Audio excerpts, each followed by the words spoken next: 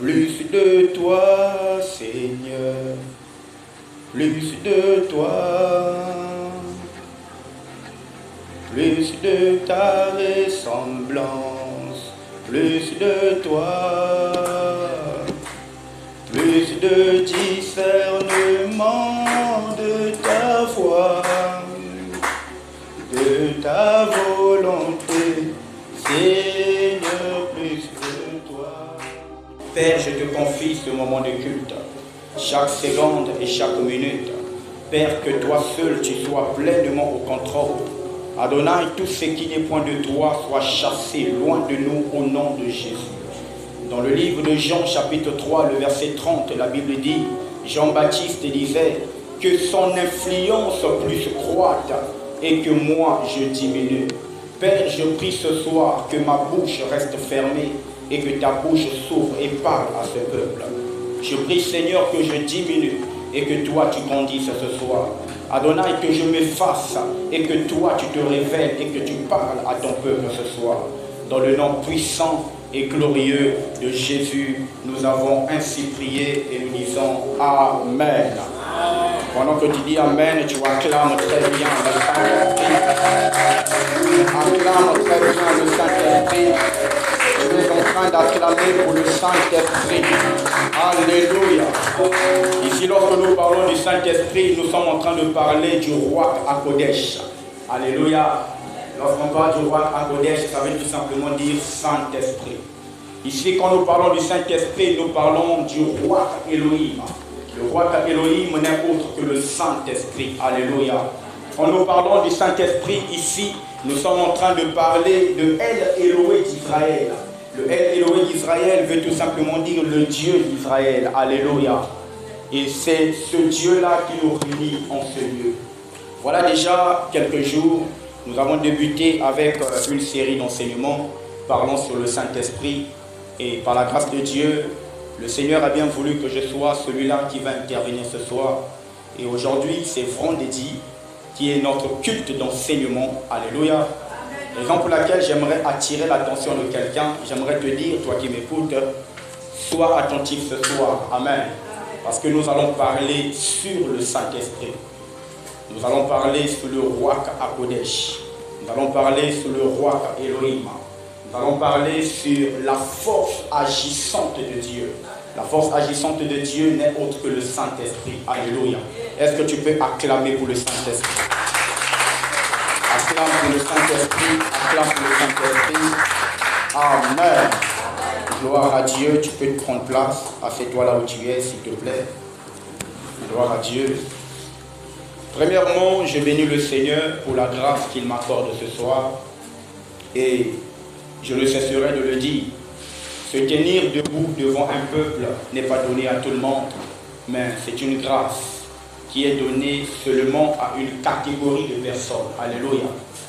Parce que ici, on a entre nos mains l'âme de beaucoup de personnes.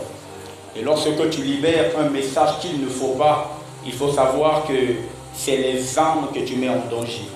Alors, on ne donne pas cette place à n'importe qui. Raison pour laquelle, tous les jours, lorsque le Seigneur m'accorde la grâce de me tenir devant un peuple, je tiens toujours à bénir le nom de ce Dieu. Je tiens toujours à célébrer le nom de Jésus. Alléluia. Et je dis merci à Dieu pour la présence des hommes de Dieu qui sont là. Je vois l'ancien Stani, je vois l'ancien Redo, et je vois mon frère qui est là, le frère Ryan, et je bénis le Seigneur. Est-ce qu'on peut acclamer pour les hommes de Dieu? Oh, acclame bien, acclame bien. Gloire à Dieu. Et je dis merci à Dieu pour toi aussi. Parce que si tu n'étais pas là, tu le mets côté à ma chérité, mais parce que tu es là, alors le message peut être prêché. Amen. Est-ce que tu peux acclamer pour toi-même? Acclame pour toi-même, acclame bien. Gloire à Dieu. Et pour finir et entrer dans le message, je célèbre Dieu pour la vie de mon père, l'apôtre Rodio Malianga. C'est grâce à cet homme qu'aujourd'hui je peux me lever devant des foules, devant des centaines, des 200, 300, 500 personnes et parler de la part de Dieu. Alléluia.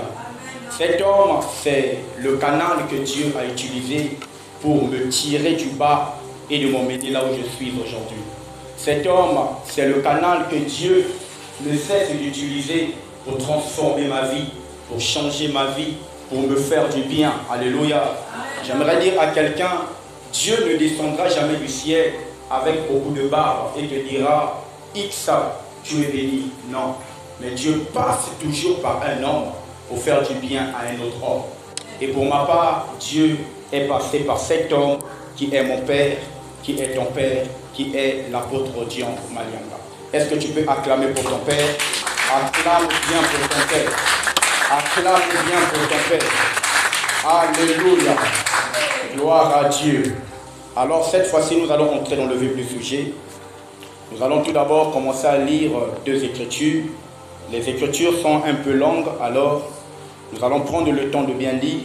Et n'oublions pas que c'est un culte d'enseignement. Alléluia. Toi qui as ton cahier, qui as ton stylo, prends des notes. Nous sommes premièrement dans le livre de Jean. Est-ce qu'on peut se lever pour le respect de la parole? Même si la lecture sera un peu longue, mais c'est la parole. Nous sommes premièrement dans Jean chapitre 16, le verset 7 jusqu'au verset 12. Il est écrit, « Cependant, je vous dis la vérité, il vous est avantageux que je m'en aille. Car si je ne m'en vais pas, le consolateur ne viendra pas vers vous. Mais si je m'en vais, je vous l'enverrai. Et quand il sera venu, il convaincra le monde en ce qui concerne le péché, la justice et le jugement.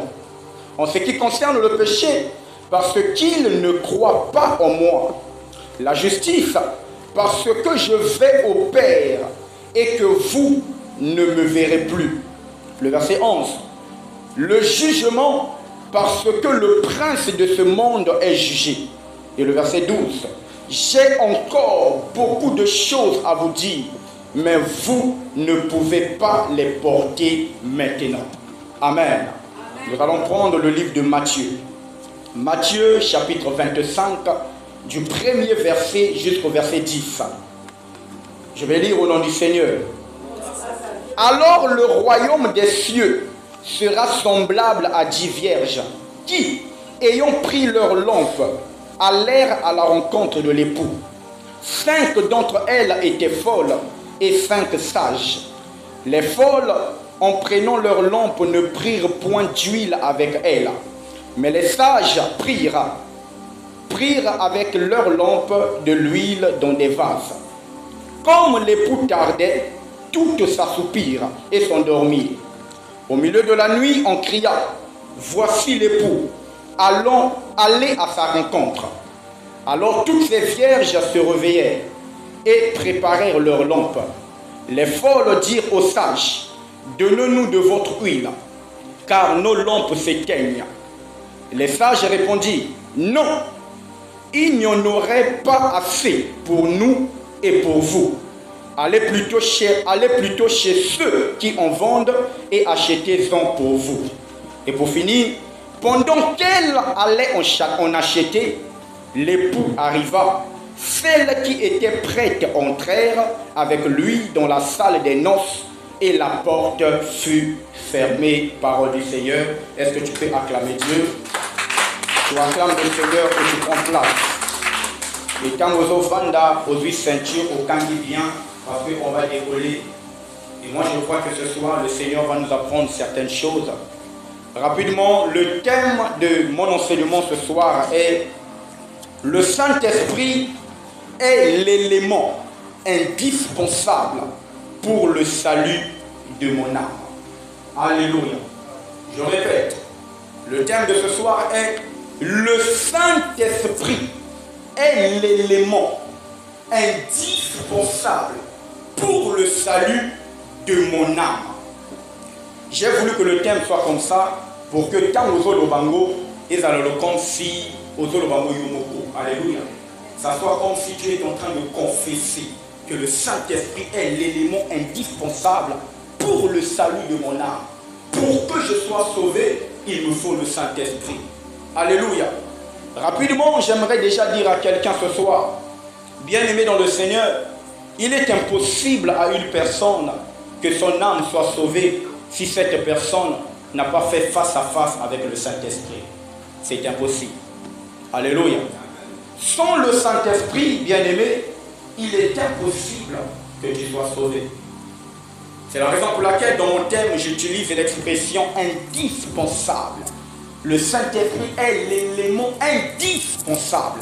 Lorsqu'on parle du mot indispensable, cela veut dire qu'on ne peut pas se passer du Saint-Esprit. Alléluia. En ce qui concerne le processus de la délivrance de notre âme, l'élément fondamental, l'élément le plus nécessaire pour le salut de ton âme, pour la délivrance de ton âme, c'est le Saint-Esprit. Et lorsque tu n'as pas le Saint-Esprit, bien-aimé, même si tu pries en langue, bien que cette langue soit fondée, même si tu connais toute la Bible de A à Z, j'aimerais te dire que ça sera pour toi impossible.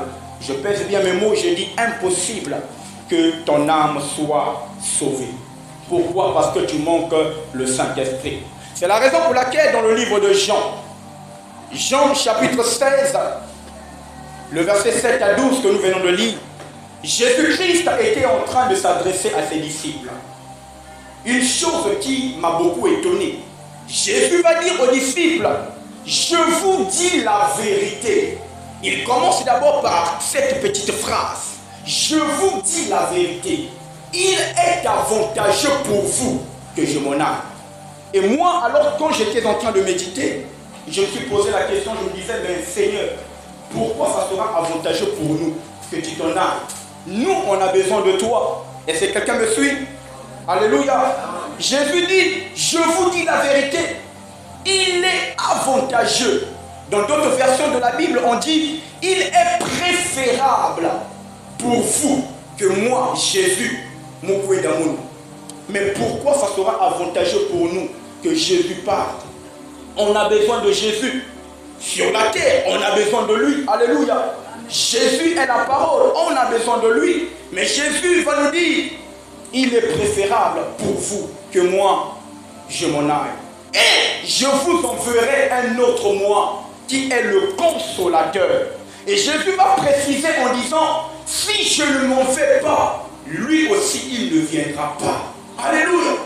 C'est la raison pour laquelle pendant que j'étais en train de méditer sur ce passage, j'ai fini par comprendre qu'en vérité, lorsque tu as la parole, mais si tu n'as pas le Saint-Esprit, ton âme ne sera pas sauvée. Est-ce que quelqu'un est avec moi? La parole sans le Saint-Esprit ne te sauve pas. Alléluia. La parole sans le Saint-Esprit ne te sauve pas. Tu peux connaître la Bible de Genèse à Apocalypse, mais si tu n'as pas le Saint-Esprit, ton âme ne sera pas sauvée. C'est la raison pour laquelle nous avons aussi lu le verset de Matthieu 25, du premier verset jusqu'au verset 10. Là, on est en train de nous raconter l'histoire des 10 vierges qui avaient des lampes. D'autres avaient aussi de l'huile, mais d'autres n'en ont pas. Alléluia. Mais lorsque vous allez dans la révélation des choses, vous allez comprendre que quand on parle de la lampe et de l'huile, ces deux choses ont une signification spirituelle. Alléluia. Lorsqu'on parle de la lampe est tout simplement le symbole de la parole. Ah, est-ce que quelqu'un est avec moi? La lampe est le symbole de la parole. Lorsqu'on parle de la lampe c'est la parole. Et vous allez constater que dans Matthieu 25, de 1 à 10, les 10 femmes avaient la lampe. En d'autres termes, ils avaient la parole. Et si je peux aller plus loin dans la révélation, ils allaient à l'église. Alléluia. Ils priaient. Alléluia. Ils connaissaient des versets bibliques. Comme certains d'entre nous aujourd'hui, ils avaient la parole. Ils maîtrisaient les Écritures. Ils maîtrisaient la parole. Ils connaissaient ce que Genèse 1, le verset 1er disait. Ils avaient la maîtrise de Matthieu 7, de certaines Écritures. Ils avaient la parole. Mais il y avait un problème. La Bible va dire 5 d'entre elles avaient l'huile. Mais c'est quoi l'huile? L'huile est le symbole du Saint-Esprit. Alléluia. Lorsqu'on parle de l'huile dans la Bible, l'huile c'est le symbole du Saint-Esprit. Et tu dois comprendre que la parole marche en symbiose avec le Saint-Esprit. Alléluia. Pourquoi? Parce que quand tu as la parole en toi, lorsque tu as les Écritures avec toi, forcément tu as besoin du Saint-Esprit. Pourquoi? Parce que le Saint-Esprit va t'éclairer par rapport à ce que tu as. Alléluia. Le Saint-Esprit va t'éclairer par rapport au verset que tu as. C'est comme ça que vous allez voir l'histoire d'un homme qu'on appelait Saul de Tarse. Qui connaît Saul de Tarse? Si tu connais Saul, fais ça. Alléluia. Saul de Tarse était un homme qui était né dans la loi et qui avait grandi dans la loi. Et quand je parle de la loi, je parle de la loi que Dieu avait donnée à Moïse et que Moïse avait transmis à nos ancêtres. Alléluia. Paul, autrefois on l'appelait Saul de Tarse. Saul de Tarse avait grandi dans la loi. C'est voilà pourquoi vous allez constater dans la loi, il est écrit qu'aucun homme ne peut se lever et dire que moi je suis le fils de Dieu. Alléluia. Dans la loi, il est écrit, si une personne se lève et dit que moi je suis le fils de Dieu, selon la loi, si vous parcourez la Torah, quand je parle de la Torah, je parle des 5 livres que Moïse a écrits. Quand vous parcourez la Torah, vous allez vous rendre compte que je crois dans Deutéronome. Deutéronome, on nous dit que si une personne pouvait se lever et dire que moi je suis fils de Dieu, il fallait tuer cet homme parce que c'est du blasphème. Alléluia. Et Paul, l'homme qu'on appelait Saul de Tarse, avait grandi dans ces choses. Il avait la maîtrise de la loi. Il connaissait la loi du début à la fin. Alléluia. Paul avait compris déjà toutes ces choses. Voilà pourquoi Saul de Tarse était un persécuteur. Il persécutait les chrétiens. Pourquoi? Parce que quand les chrétiens se levaient devant les gens, les chrétiens disaient que nous sommes des enfants de Dieu. Nous sommes des fils de Dieu. Pour Saul de Tarse, il voyait que c'est la folie. Est-ce que quelqu'un me comprend? En fait, quand tu vas voir, tu vas comprendre que Saul n'était pas dans l'erreur. Bon, je vais le dire ainsi. Alléluia. Saul n'était pas dans l'erreur. Pourquoi? Parce que les enseignements ont lié à soi depuis bas âge. Lui, on lui avait appris que si quelqu'un se lève et dit que moi je suis enfant de Dieu, c'est du blasphème. Dieu ne met pas au monde. C'est ce qu'on leur avait appris dans la loi. Voilà pourquoi Saul de Tarse était en train de persécuter les chrétiens, de tuer certains chrétiens. Et jusqu'au jour, lorsque Saul de Tarse rencontre Elohim, la Bible dit Dieu a rencontré Saul. Jésus va dire à Saul, pourquoi persécutes-tu? Pourquoi me persécutes-tu? Et c'était la discussion, tu connais l'histoire. Mais quelque chose s'est passé dans la vie de Saul. Le Saul de Tarse, qui ne pouvait se lever devant les gens et dire que je suis fils de Dieu, un jour les gens étaient étonnés de le voir se lever devant les gens et dire que je suis fils de Dieu. Pourquoi? Parce qu'en vérité, Saul de Tarse avait rencontré Jésus. Et lorsqu'il avait rencontré Jésus, quelque chose s'est passé. Le Saint-Esprit était entré en lui. Et le Saint-Esprit en lui l'avait éclairé sur la loi qu'il connaissait. Parce qu'en vérité, tout ce qui est loi déclarée dans l'ancienne alliance, la Bible nous dit dans le Nouveau Testament que la loi n'est que l'ombre des choses à venir. Alléluia. Saul de Tarse avait la loi. Mais toute la Bible n'est que la prophétie de la personne de Jésus. Mais le problème de Saul, c'est qu'il ne comprenait pas encore. Voilà pourquoi j'aimerais dire à quelqu'un, lorsque même tu connais toute la Bible, mais si tu n'as pas le Saint-Esprit, cela te sera impossible même de connaître la parole, de comprendre la parole, d'aller en profondeur des choses. Saul de Tarse avait la loi, il connaissait la parole, il connaissait la Bible, si je peux dire. Mais son problème, il n'avait pas le Saint-Esprit. Et parce qu'il n'avait pas le Saint-Esprit, alors il était dans l'incapacité de comprendre les mystères cachés derrière la loi qui était annoncée. Alléluia. Amen. Je parlais sur les femmes. La Bible dit les 5 femmes sages avaient l'huile avec eux. Je disais que l'huile, c'est le Saint-Esprit. Quand tu as l'huile avec toi, frère, sœur, le Saint-Esprit est l'élément indispensable pour le salut de ton âme. C'est la raison pour laquelle vous allez constater les 5 femmes sages, puisqu'elles avaient l'huile, quand l'époux a commis, eux, elles pouvaient entrer avec l'époux. Pourquoi? Parce que l'huile leur avait éclairé. Alléluia. Mais parce que les 5 femmes folles manquaient l'huile, Alléluia. Ainsi, j'aimerais dire à quelqu'un, frères et sœurs, le Saint-Esprit est l'élément indispensable pour le salut de ton âme. Alléluia. Acclame d'abord le Seigneur Jésus.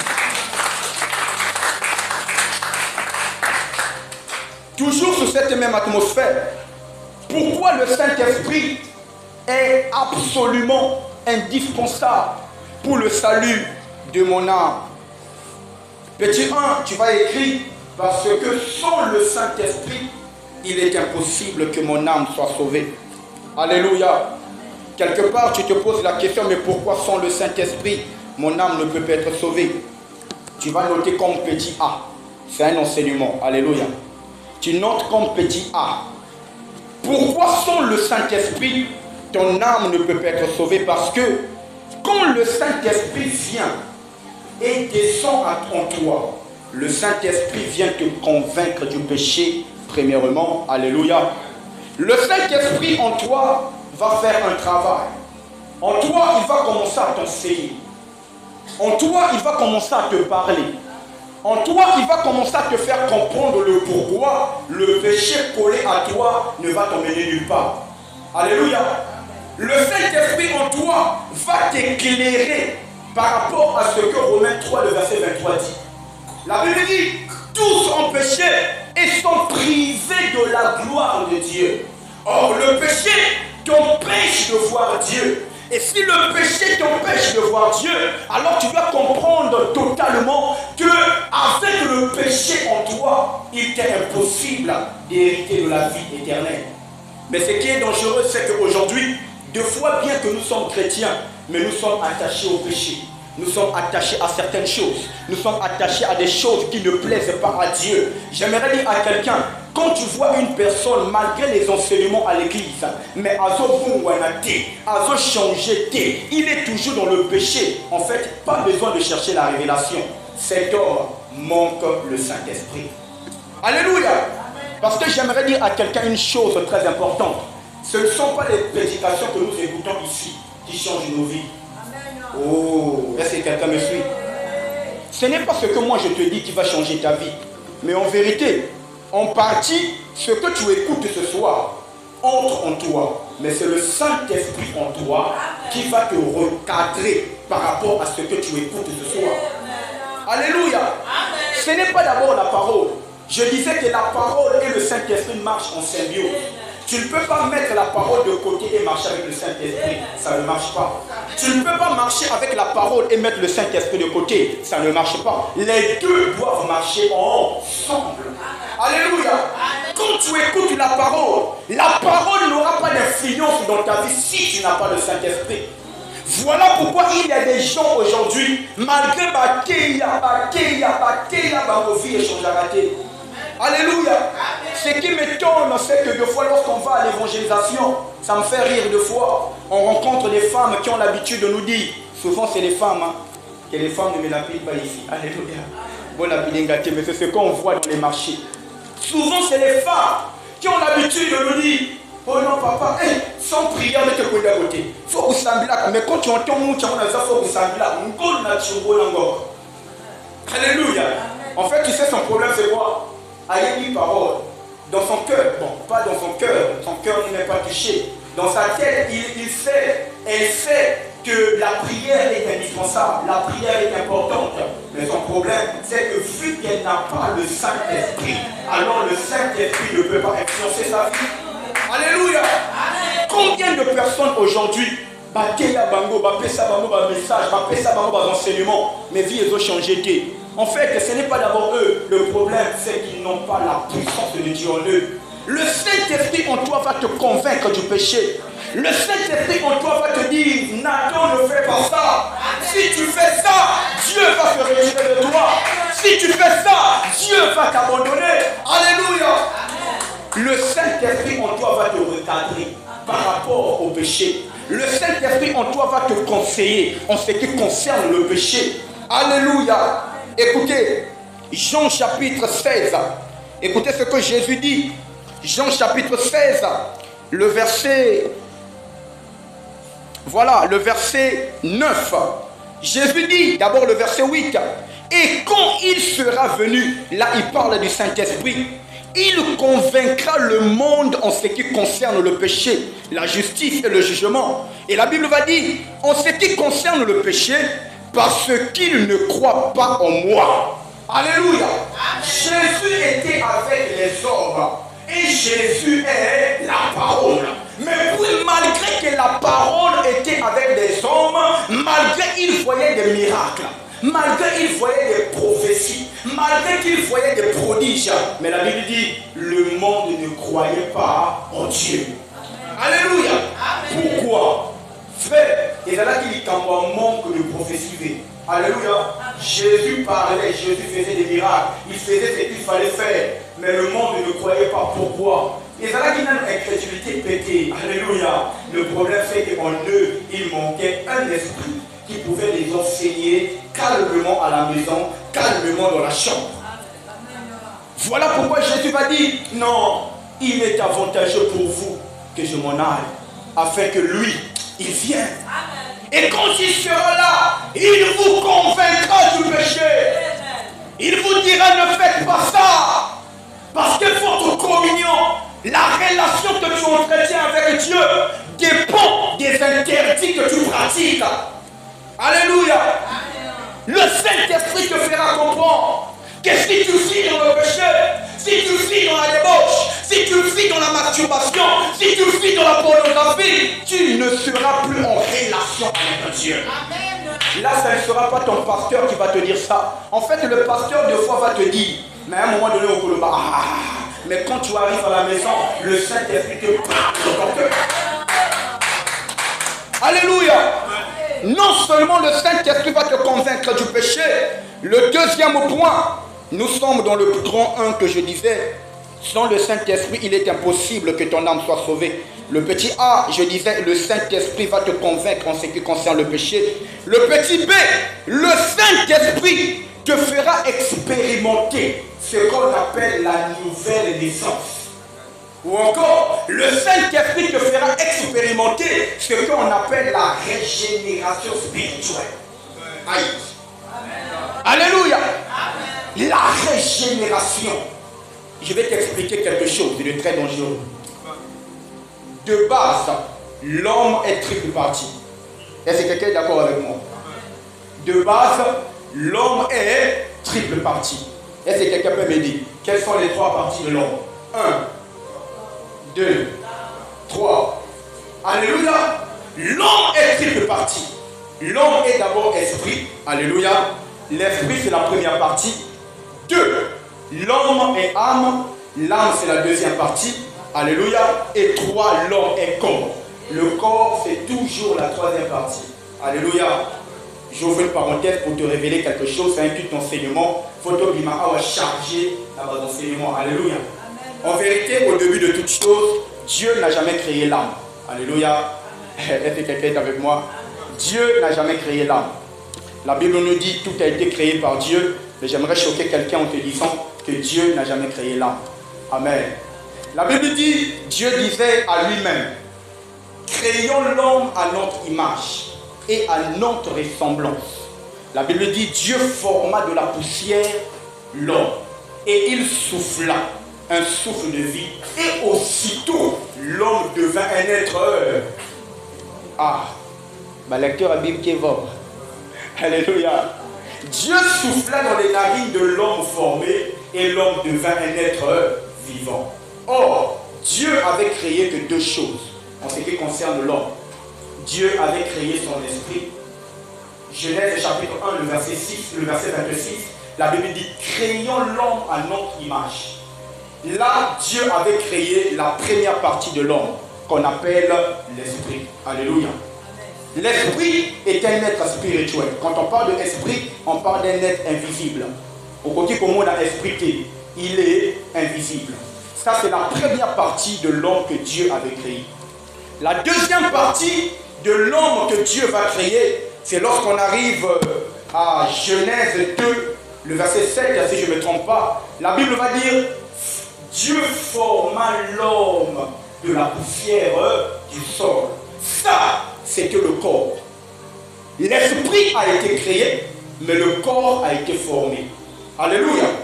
Et aussitôt, Dieu a dit, il souffla dans les narines de l'homme qu'il avait formé, et aussitôt, l'homme devint un être vivant. Quel est le verset de la Bible qui nous dit que Dieu avait créé l'âme? C'est écrit nulle part. Dieu n'a jamais créé l'âme. Alléluia. Mais de quelle façon l'âme est apparue? Notre âme est le fruit de la présence de l'esprit et de notre corps. Les deux, lorsque tu vas contenter, va baisser naissance dans l'âme. Alléluia. Lorsque ton esprit a rencontré ton corps, les deux ont fusionné et ont donné naissance à ton âme. Alléluia. L'âme, c'est le siège des émotions. Ton esprit, c'est le vrai toi. Mais le corps, c'est le véhicule qui te permet de travailler dans le monde physique. Alléluia. Je ferme cette parenthèse, on n'est pas sur ça. Un jour ou l'autre, on va enseigner sur ça. Alors, je disais de base. Alléluia. L'homme est triple partie. Mais quelque chose s'est passé. Lorsque Adam a péché contre Dieu, lorsque Adam a désobéi à la parole de Dieu, quelque chose s'est manifesté, c'est que Adam était mort. Alléluia. Est-ce que quelqu'un me suit? Dieu disait à Adam, si tu touches à cet arbre, tu mourras. Adam avait touché. Et j'aimerais t'informer que c'était au même instant. Lorsque Adam avait péché contre Dieu, Adam était mort. Mais c'est de quelle mort il s'agissait? C'était la mort spirituelle. Alléluia. Qu'est-ce qui était mort dans Adam? C'était son esprit. Or, c'est là où j'aimerais te révéler une chose. Lorsque tu es un chrétien qui croit en Dieu, lorsque tu es une personne qui croit en Dieu, en toi il y a trois parties. Mais quand tu es un païen, tu n'as pas trois parties, tu as deux parties. Alléluia. Pourquoi tu as deux parties? Parce que ton esprit est mort. Lorsque Adam avait péché, son esprit était mort. Il ne restait que âme et corps. Alléluia. C'est la raison pour laquelle on parle de la mort spirituelle.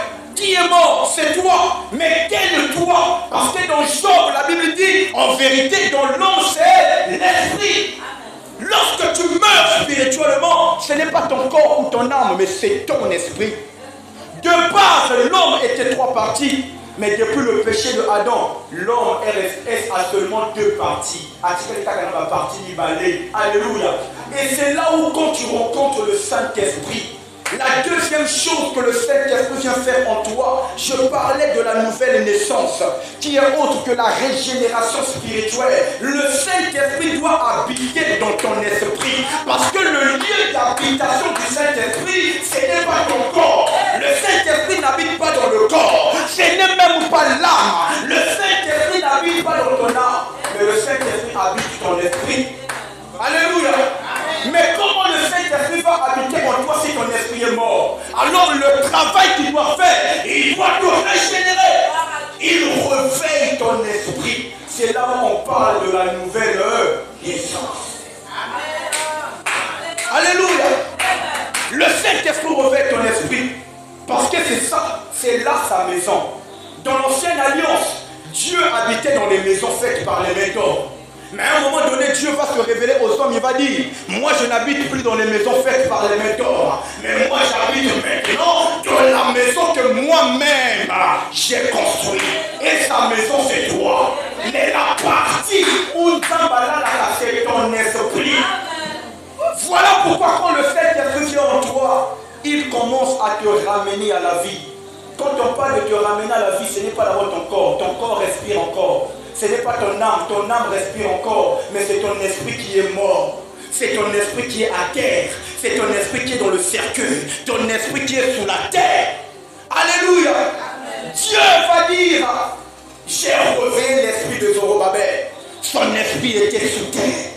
Dieu va dire, j'ai réveillé l'esprit de Cyrus, parce que son esprit était sous terre. Son esprit, quand là je parle de ton esprit, pas d'abord le Saint-Esprit. Alléluia. Quand ton esprit est à terre, ça veut dire que tu n'as pas encore connu ce qu'on appelle la nouvelle naissance. Et en vérité, tu n'es pas chrétien. Tu ne possèdes pas l'huile. Parce que l'huile, c'est le Saint-Esprit. Mais cette huile, pour tomber sur toi, il faut que ton esprit soit actif. Alléluia. Voilà pourquoi le seul qui peut ramener ton esprit à la vie, c'est le Saint-Esprit. Et quand le Saint-Esprit descend en toi, il ramène à la vie ton esprit. Alléluia. Ça, c'est la deuxième chose que le Saint-Esprit fait. Amen, amen. Et je tiens à préciser une chose. Il est impossible pour toi d'entrer dans le paradis de Dieu si tu n'as pas subi ce qu'on appelle la nouvelle naissance. Alléluia. Même si on y a la Bible, même si on y a la Genèse jusqu'à Apocalypse, ceux qui au botami a sikate, au monalolate. La Bible me parle d'un homme qui connaissait la loi plus que Saul de Tarse. Alléluia. La Bible me parle d'un homme qui connaissait la loi plus que Saul de Tarse. Il avait la maîtrise de la loi. Un homme qu'on appelait Nicodème. Alléluia. Nicodème était un grand prêtre. Motoma solo ko sakanate. Ce qui a 6 millions dans la loi au Kokima. Parce qu'Akoloba, papa. Alléluia. Nicodème avait la maîtrise. Mais bizarre, un jour quand Nicodème a rencontré le véritable maître, Jésus-Christ, vu que c'était pendant le jour, Nicodème avait honte. Il avait entendu que Jésus parlait. Afin d'y suivre, lui, non, ces choses-là, je n'ai jamais entendu ça quelque part. Qui est ce jeune homme? Un jeune de 30 ans qui dit des choses et des vérités du ciel. Non, non. Mais vu que moi, non, je garde ma dignité, j'attends le soir. La Bible dit le soir, il se faufile dans la chambre de Jésus. Il vient voir Jésus et dit, mais maître, mais c'est comment? Ce que tu dis là, je n'ai jamais entendu ça. Ce que tu dis là, Motomoko Talobango. Moi, je suis un prêtre, un homme qui connaît la loi, mais je n'ai jamais parlé comme toi. Jésus va dire, en vérité, je te le dis. Si tu n'es pas de nouveau, il est impossible que tu entres au ciel. Nicodème ne comprenait rien. C'est là où je te disais, tu peux avoir la maîtrise de la Bible, mais si tu n'as pas le Saint-Esprit, tu ne comprends rien. Nicodème va dire, mais comment? Regarde mes cheveux comme ils peuvent. Mes cheveux ont changé couleur. Comment un vieillard comme moi peut encore repartir dans le ventre de maman? Nicodème était étonné. Jésus va dire, mais comment? Ça, c'est seulement les réalités de la terre que je t'explique, que tu ne comprends pas. Mais si je te parle des réalités du ciel, tu ne vas pas aussi comprendre. Quand je te parle de la nouvelle naissance, je ne te demande pas d'aller rentrer dans le ventre de ta mère, mais je te parle d'inviter le Saint-Esprit en toi. C'est là où Dieu va dire, si un homme ne naît tout et... Alléluia. Jésus était obligé de préciser. Si un homme ne naît pas tout et d'esprit, il faut l'eau et l'esprit. Pourtant, Jean-Baptiste avait déjà dit ça. Jean-Baptiste disait aux disciples, moi je vous ai baptisé d'eau. Ça commence d'abord par l'eau. Mais celui qui vient après moi, il est plus fort que moi, il est plus puissant que moi. Lui, il vous baptisera du Saint-Esprit. D'abord l'eau et après l'esprit. Sans le Saint-Esprit, frère, au Kotalo-Late. Voilà pourquoi le thème de ce soir est le Saint-Esprit est l'élément indispensable. Lorsqu'on dit le mot indispensable, ça veut dire le Saint-Esprit est un élément qu'on ne peut pas se passer. À un moment donné, tu peux te passer de Matthieu 7, 7. À un moment donné, tu peux te passer de Exode 14, 14. À un moment donné, tu peux te passer du frère Nathan. Mais si tu laisses le Saint-Esprit, tu es bloqué.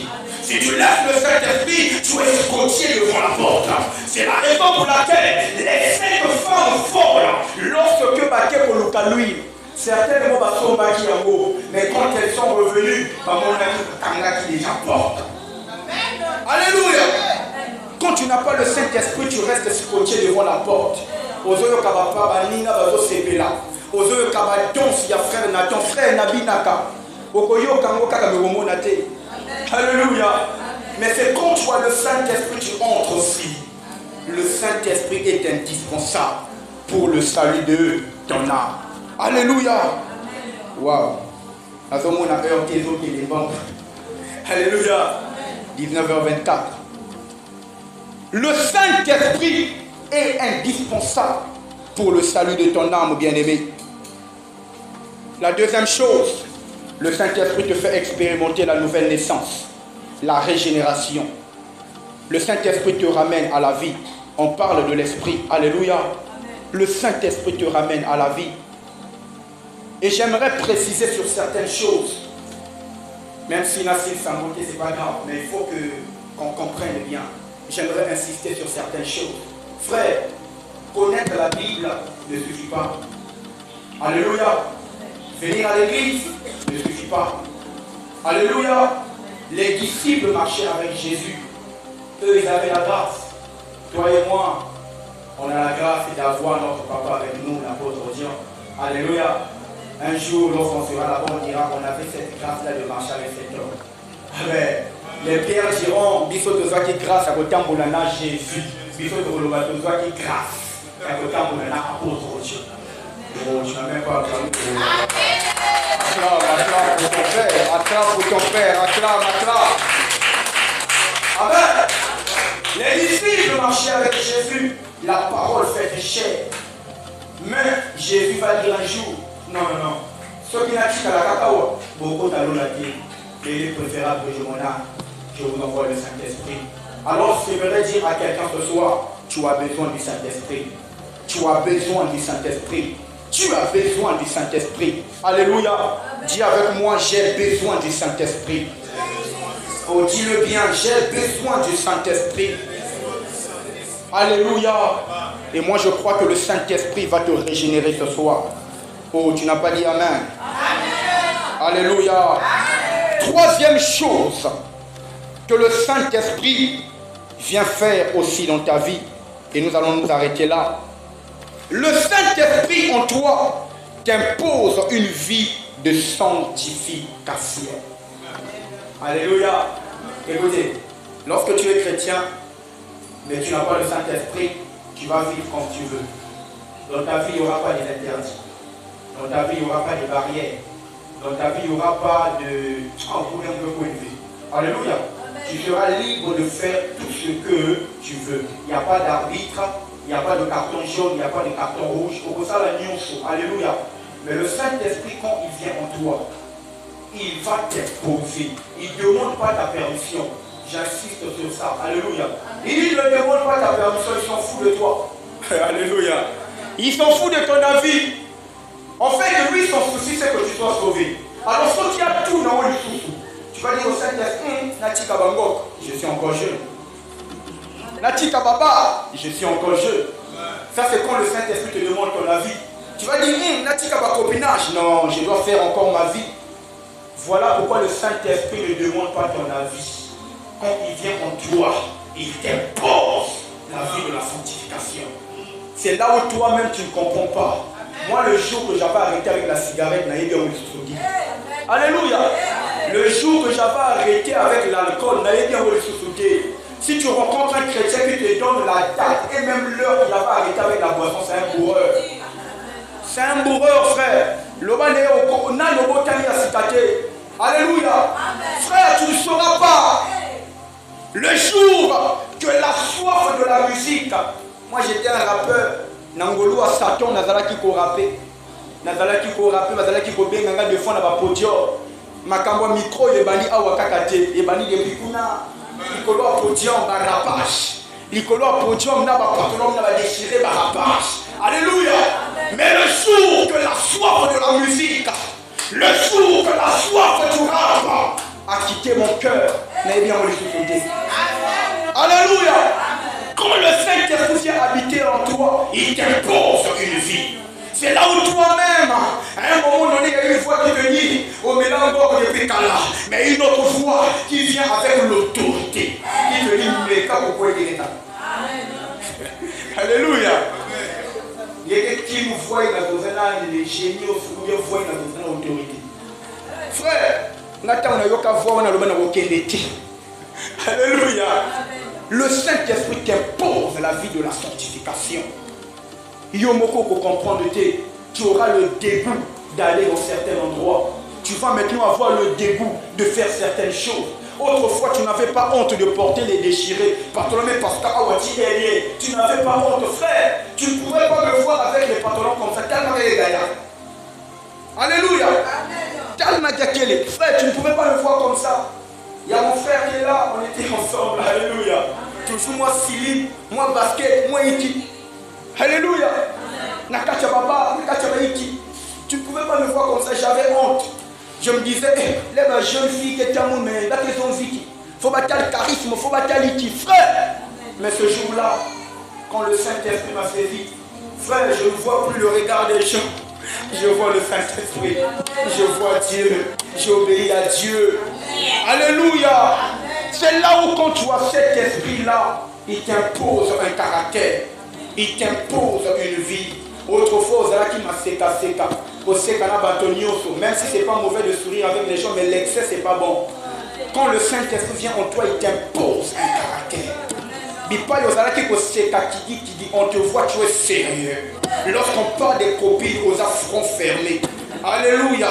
Lorsqu'on te parle des bars, des veilles, tu es front fermé. Bah, tu vas comprendre. Quand tu as ça, il y a un bar, tu as un moto et c'est un. Oh. Alléluia. Le Saint-Esprit, c'est lui qui fait ça. La Bible dit, il te convaincra. Il te convaincra. Alléluia. Il te convaincra, bien-aimé.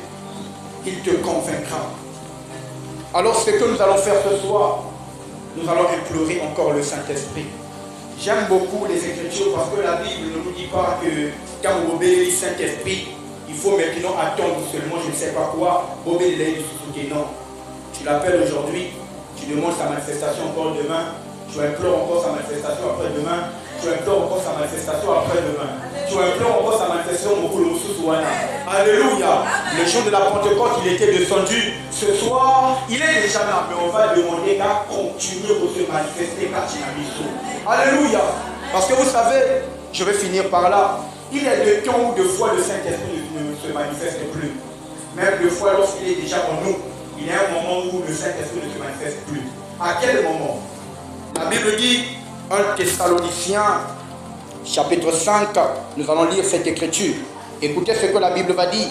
1 Thessaloniciens, chapitre 5, je crois le verset 19. Voilà.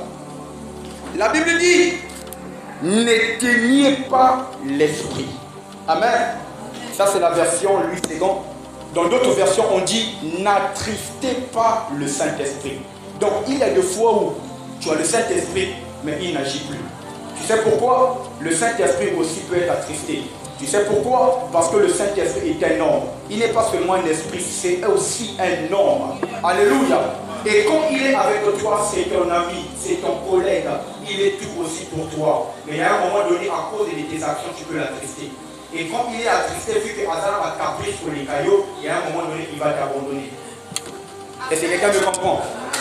Il a des caprices plus que toi. Un jour, je faisais rire mes frères, je leur disais, il y a autant de moi aussi. Aux gens ont caprice devant copain na yo. Aux gens ont caprice. Le Saint-Esprit fait des caprices plus que toi. Alléluia. Quand toi tu fais des grimaces devant ton mari, le Saint-Esprit fait ça plus que toi. Quand tu l'attristes, il ne va plus agir. Alors ce soir, je ne sais pas, vous savez, la journée à 24 heures, des fois ce qu'on dit, dès qu'on se dit qu'à prévu la parole, ça peut arriver qu'on a dit une chose, qu'on a dit un mot, qu'on a dit une phrase qui a attristé l'esprit. Ainsi, j'aimerais que ce soir, bien-aimé de tout ton cœur, tu vas ouvrir ton cœur, tu vas parler à l'esprit. Et j'aimerais que premièrement que tu dises pardon à Dieu. Que tu dises Saint-Esprit, certainement quelque part je t'ai attristé. Certainement quelque part j'ai fait ce qu'il ne fallait pas faire. Certainement quelque part j'ai dit ce qu'il ne fallait pas dire. Alors Saint-Esprit, ce soir, je t'en prie, tu es mon ami. Frère, il faut dire, il faut être libre de parler. Tu es avec ton ami. Tu dis Saint-Esprit, tu es mon ami. Le meilleur ami qu'il soit dans ce monde. Le meilleur ami, ami n'avait mon témoin. Je t'en prie, pardonne-moi. Est-ce que quelqu'un peut prendre quelques minutes pour parler à ton ami ce soir? Parle à ton ami ce soir. Parle à ton ami ce soir.